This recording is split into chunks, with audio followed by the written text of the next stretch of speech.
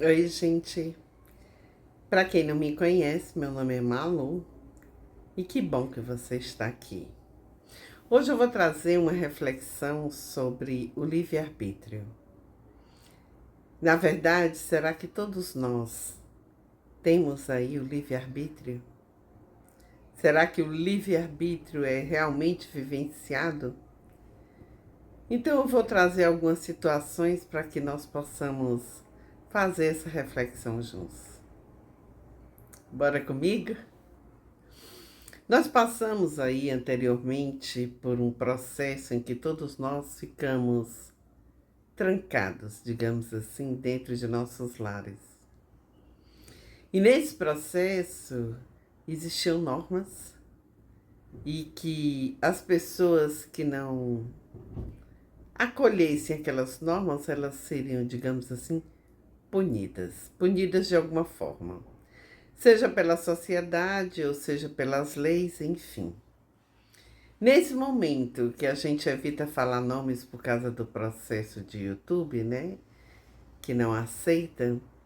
Nesse processo da PAN, você acha que na verdade você teve o livre-arbítrio? Você teve o livre-arbítrio quando você não quis pegar o seu carnezinho lá e ir para aquele determinado local onde você receberia aí o tal medicamento? É claro que não. Aí você poderia dizer, mas Malu, eu tive, eu não fui. Se você não foi, certamente você é uma pessoa que gera o seu próprio valor, digamos assim, comercial, que você é autônomo. E sendo autônomo, você pode ir, voltar, faltar o emprego, enfim, porque você é o dono da empresa, digamos assim, ou o dono dos serviços. Quando você trabalha, principalmente numa esfera estadual ou numa esfera municipal, ou então mesmo estatutário ou CLT, em que o seu patrão tem que aceitar determinadas regras e que pode ser punido judicialmente, é claro que você é obrigado a aceitar o que aquela determinada empresa passa para você. Ou então, se você não aceitar, eles podem demiti-lo. Ou suspender como forma de punição, enfim. Então, nesse momento, quando você, eu e todos nós passamos por essa situação, você verdadeiramente acha que nós tínhamos o verdadeiro livre-arbítrio? Claro que não, né, gente? As pessoas que eu conheço que não foram para esses locais é porque realmente elas tinham condição diferenciada e fizeram essa escolha. Então, quantos de nós estamos sendo manipulados e manipulados de todas as formas, de todos os meios, principalmente pela mídia? Mas de uma coisa nós podemos, de certa forma, agradecer.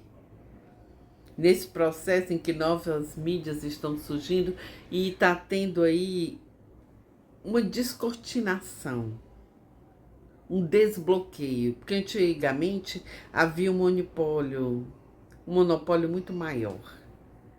E hoje nós temos outras redes, outras formas de comunicação, de interagir com as pessoas, enfim. Então muitas pessoas estão conseguindo abrir as suas mentes e entender sim que nós não temos o verdadeiro livre-arbítrio. Quando você na sua infância, digamos aí, passou por traumas familiares, seja porque seus pais não tinham consciência, sejam por situações diversas, como a pobreza, como maus tratos, enfim, repetições de padrões dos seus próprios pais. Então eu fico questionando para você, você já parou para pensar que talvez você hoje seja o que as pessoas fizeram acreditar que você era? Você já parou para pensar que as falas que você ouviu, talvez na infância, que você não prestava, que você não servia para nada, que você era burro, que você era ignorante e que você não devia ter nem nascido, enfim, essas falas por mais que não fosse realmente direcionadas a você, mas a situação, o desequilíbrio da situação, a criança não entenderia isso. Então, aquelas falas, elas foram registradas para que vocês possam me entender de uma forma mais significativa. Quando eu estou aqui diante da câmera olhando para ela, a minha consciência está aqui nesse momento no estado de presença. Nada que está ao redor, nem a luz, nem os barulhos externos, nada, absolutamente nada, nem imagem, nada está interferindo nesse momento no meu estado de presença. Mas o seu inconsciente, que é muito maior do que o seu consciente, que é gigantesco, ele tem uma visão 360 graus. Então está registrando tudo, fotografando essas imagens todas, esses áudios todos, e todos estão indo para o seu inconsciente. Porque nesse momento não tem espaço para que ele esteja no consciente.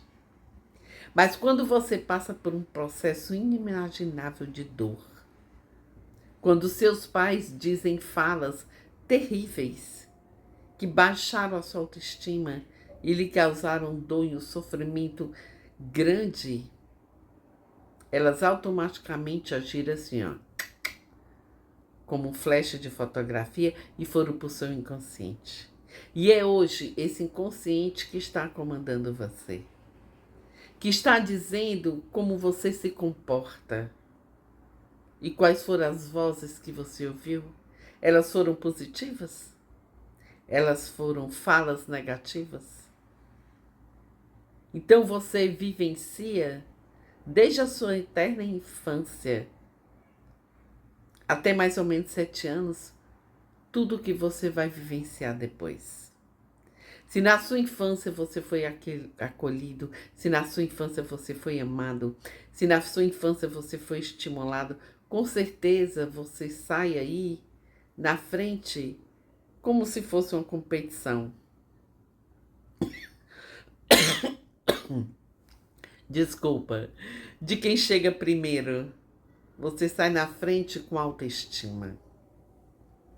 Mas a grande maioria das pessoas estão lá atrás. E sabe por que elas estão lá atrás? Porque essas memórias negativas estão ressignificando a sua vida? Não. Elas não estão ressignificando, elas estão simplesmente rodando. Como um chip. Como um disco arranhado que vai rodando, rodando e repetindo essas memórias como se fossem absolutamente verdadeiras. Você não é o que você ouviu dos seus pais. Você não é o que você ouviu dos seus professores. Você não é o que você ouviu da sociedade, dos filmes e de tudo que você vivenciou. Mas esses registros estão aí comandando a sua vida. Quantas pessoas você conta no dedo? Quantas pessoas têm um pouquinho que seja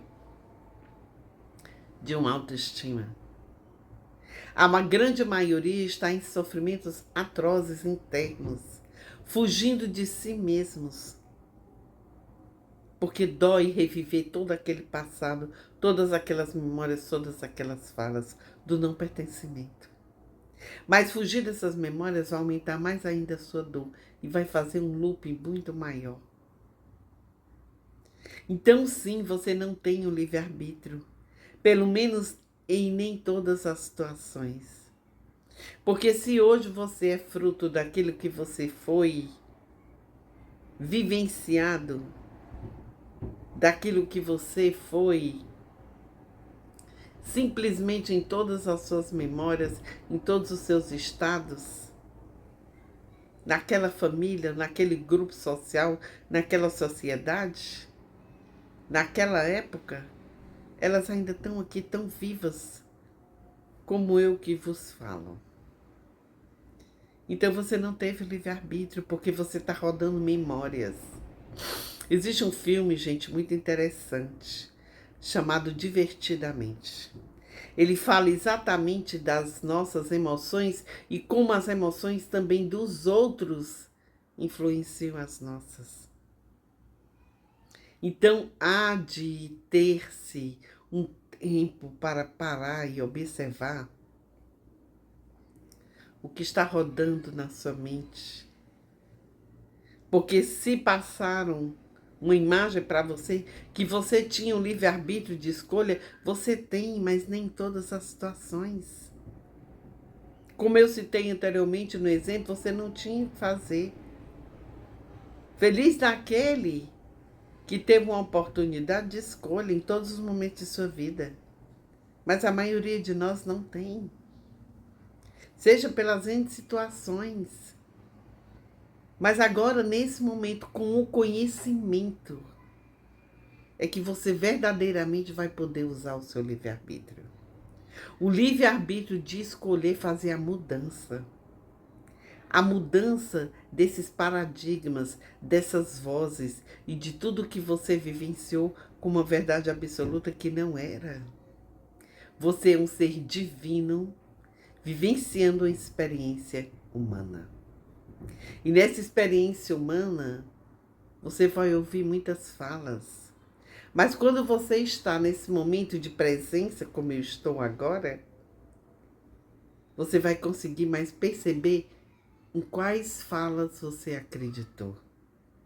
E em que momento realmente você pôde usar o seu livre-arbítrio. Em que momento você vai poder tirar todos esses registros, ressignificar e reprogramar, para que você exerça realmente seu livre-arbítrio. O livre-arbítrio verdadeiramente de uma nova escolha. De escolher vivenciar a sua vida daqui para frente e desprogramar todo esse seu passado.